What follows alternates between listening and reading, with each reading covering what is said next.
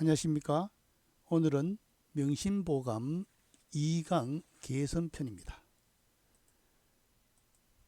자, 새로운 글자 볼까요?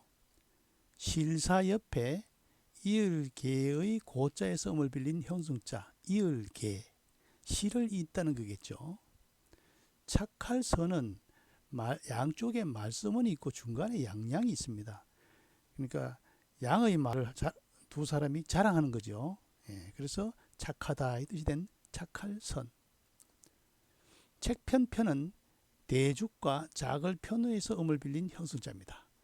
대나무는 옛날에 대나무를 깎아서 거기다가 글씨를 썼죠. 그래서 책편편이 된 겁니다. 그다음 할위는 위에 손톱조는 손이고 밑에는 코끼리 모양입니다. 코끼리를 이끌고 가는 모습에서 하다의 뜻이 된 할위자입니다. 그다음 놈자자는 밑에 불화가 들어가는 살물 자자의 본래자라고도 하고, 또 여러 서위에 불초가 들어가서 사탕수수자의 본래자라고도 하는 설이 있습니다. 이게 놈이라는 거죠. 그래서 어떤 혹자는 늙을 노자 밑에 흰백에서 늙을리는 젊은이를 보고 이놈 저놈 해도 된다 해서 놈자다 이렇게 풀이하기도 합니다. 다음 하늘천은 사람의 모양을 하고 있는 건대 위에 하늘이 있는 것을 한획을 그어서 하늘임을 나타낸 글자죠. 하늘천. 그 다음 갑을 보는 앞에가 다행행자입니다. 그 다행행자는 뒤집어도 글자가 똑같죠. 그래서 다행이다 이렇게 볼 수 있겠지만은 다행행자는 수갑을 채운 형상입니다. 그러니까 사람이 형틀에 수갑이 채워진 모습입니다. 그래서 요 우는 옆에 또 우는 손이고 그 앞에 병부절은 꿇어 앉혀서 사람을 손으로 꿇어 앉혀서 상부에 보고하는 것. 그래서 알리다, 갚다 이런 뜻이 된 겁니다. 그 다음에 어조사시는 갈지로도 쓰이죠. 갖는 뜻이죠. 선을 긋고 요 위에 발의 모양입니다. 발이 앞으로 나가는 모양을 나타낸 글자에서 갈지가 된 겁니다. 어조사지 문장 안에서는 뭐뭐의, 뭐뭐이, 그것 이렇게 쓰입니다. 다음 써이자는 쟁기 모습이죠. 쟁기 모습, 보습의 모습에서 농기구에서 사용하다인데 여기서 뭐뭐로서라는 뜻으로 쓰이게 됐습니다. 복복은 제사를 뜻하는 보일시와 옆에 가득할 복이죠. 가득할 복은 이게 지금 배가 불룩한 겁니다. 배가 부르면 어떻습니까? 집안이 부유하다는 거죠. 그래서 위에 보일시를 빼고 위에 진면을 하면은 부자부자가 되죠. 그래서 복이 된 겁니다. 복. 제사를 지낼 때 풍성하게 지내면 복을 받는다 이런 뜻이 되겠죠. 그다음 안일불은 어릴 배, 씨앗이 이렇게 싹이 터서 밑으로 나가는 모습, 위로 올라가지 못하는, 그래서 아니다 이 뜻인 안일불. 그다음 재앙화는 제사를 뜻하는 보일신 옆에 입 삐뚤어질 와자입니다. 입구가 들어갔죠. 입 삐뚤어질 와. 입이 삐뚤어졌으니까 복을 받지 못하는 거죠. 그래서 재앙화자가 됩니다. 복의 반대가 되죠. 그 다음에 아들자는 아이가 보자기 안에 있는 모습을, 쌓여 있는 모습을 본뜬 자죠. 그 다음에 이 아들자가 존칭의 뜻으로도 쓰이죠. 이을개, 착할선, 책편, 할위, 놈자, 하늘천, 갑을보, 어조사지, 갈지, 써이, 복복, 안일불, 재앙화, 아들자, 존칭자. 자, 다음 볼까요? 우리가 할위자는 한자에서는 하다 뜻이 되지만은 이 문장에 따라서는 되다, 다스리다, 먹다, 마시다, 짓다 등 두루 사용되어서 두루 사용되는 범용동사로도 합니다. 다스리다는 뭡니까? 논어의 위정편 있죠. 할위자에다 정사정하면 뭔가 정사를 다스리다 되겠죠. 예를 들면 또 위시, 시를 하면은 뭔가 시를 했다 하는 건 시를 지었다는 뜻이 되겠죠. 그 뒤에 글자에 따라서 두루 다르게 사용되는 범용 동사입니다. 다음 아들자는 우리가 그냥 아들자로만 알고 있지만은 자식자, 그 다음에 자네할 때 그대자, 그 다음에 구기자, 결명자 할 때 씨앗자, 그 다음에 자축 임묘할 때 쥐자, 자정을 알립니다 할 때 시각으로 나타내는 자시자. 밤 11시에서 새벽 1시 사이. 그 다음에 존칭 앞에 나왔죠. 공자 맹자할 때 존칭. 근데 여기서는 자왈하면 무조건 다 공자를 뜻합니다. 다음 볼까요? 공자는 춘추시대의 학자입니다. 정치가이고 대사상가입니다. 유교의 창시자죠. 이름은 구, 언덕구자죠.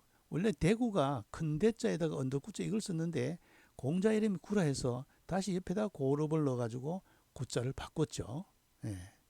자는 중리, 노나라 창평향 추읍에서 태어났다. 그래서 노나라에서 태어났고 공자는 맹자는 추나라에서 추땅에서 태어났다 해가지고 추로지향을 공맹지향이라고 하죠. 그래서 안동을 추로지향, 태계가 태어난 곳이라서 자란 곳이라서 추로지향이라고도 하죠. 그 다음 어렸을 때 부모를 잃고 학문에 정진하였다. 여기서 우리가 배워야 될 것은 부모가 없이 자랐음에도 불구하고 학문에 정진해서 성인의 반열에 올라갔다. 환경을 탓해서는 안 된다 하는 거죠. 그의 가장 대표적인 사상은 어질인자. 어질인자는 글자를 보면은 사람인 옆에 두이죠. 두 사람이죠. 내가 상대와가 두 사람이 같은 마음이 되려면 뭡니까? 내가 많이 양보를 해야 되겠죠. 내가 많이 양보를 한다는 것은 뭡니까? 나의 순수한 그 마음을 유지해야 되겠죠. 그게 인입니다. 근데 감을 보면은 감 안에 씨앗이 있죠. 씨앗을 또 깨면은 씨앗 안에 또 싹이 트는 부분에 순수한 씨앗이 있습니다. 그것을 인이라고도 하죠.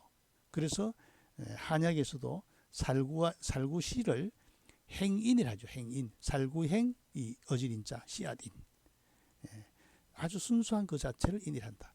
인을 근본으로 한 윤리도덕을 설명하여 사람이 나아갈 방향을 제시했다. 여러 제후들을 순마하고 왕도정치.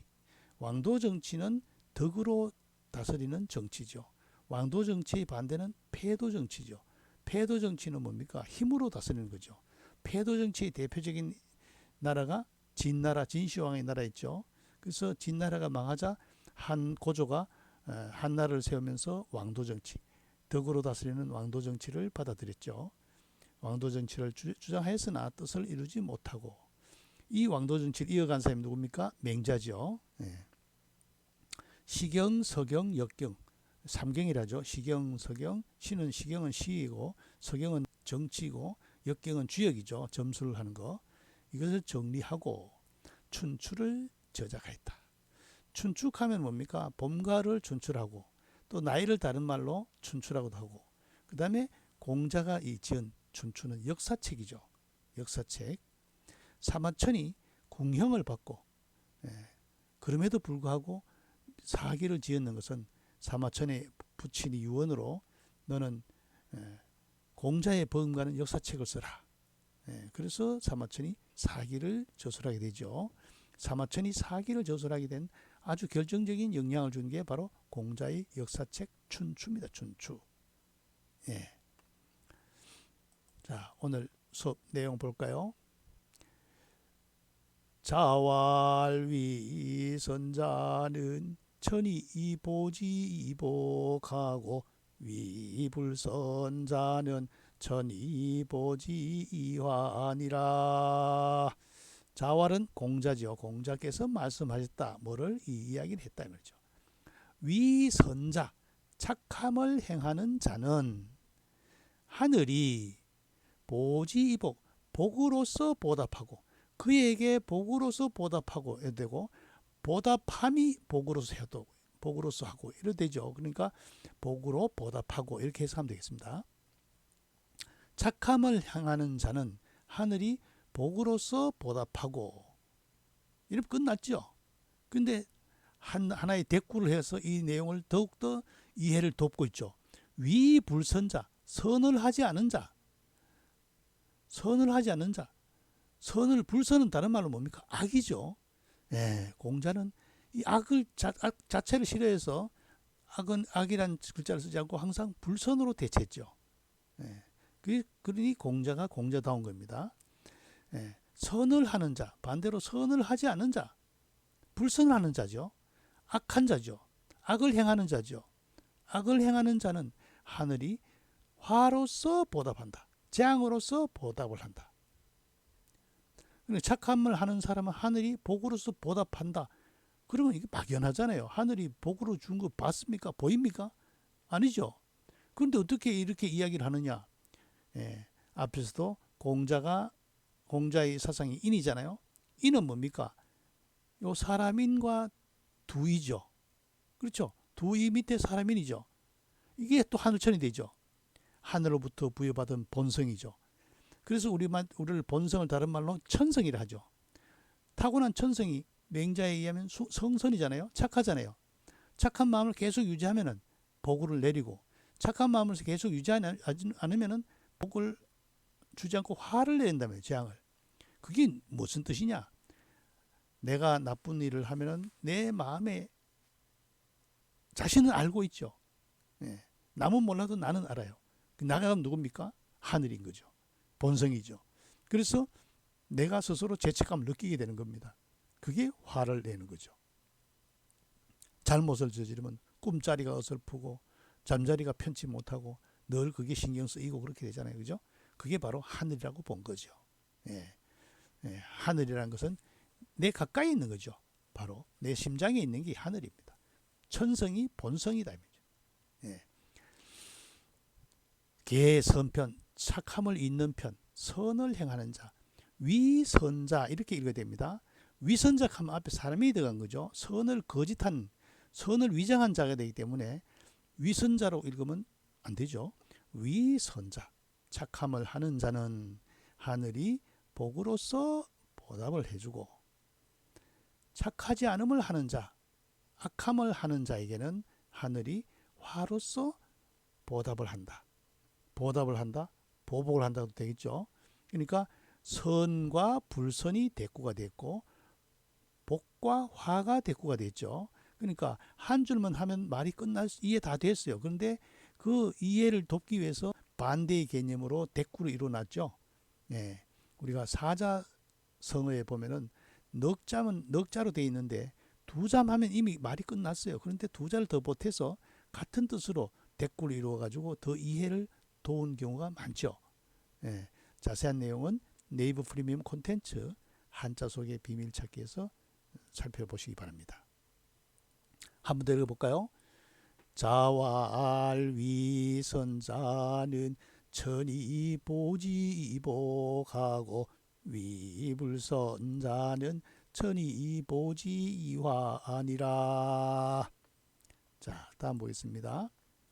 이 명심보감은 범위본이 지었죠. 범위본의 원본에는 47장으로 된 것을 아주 보면 난삽합니다. 추적이 이거를 19장으로 축소했죠. 우리나라 고려조 문신인 추적이 19장으로 축소해서 잘 정리해서 우리는 추적의 명심보감을 보고 있죠. 맹자는 사람의 성품이 본래 선하다고 하여 성선설을 주장했습니다.